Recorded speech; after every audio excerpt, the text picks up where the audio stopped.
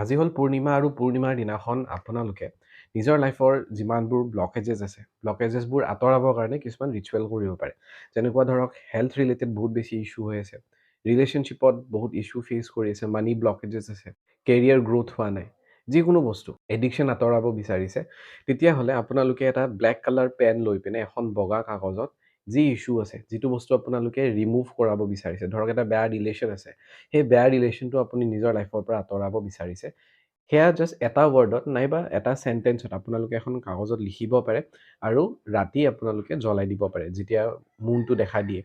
আৰু জ্বলোৱাৰ সময়ত ইণ্টেনশ্যন ৰাখিব পাৰে যে আপোনাৰ যিমানবোৰ ব্লকেজেছ আছে বা নিগেটিভিটি আছে, সেয়া গোটেই ইউনিভাৰ্চৰ ওচৰত গুচি গৈছে আৰু নেক্সট পূৰ্ণিমালৈকে আপোনাৰ সেই ব্লকেজেছবোৰ আঁতৰিছে।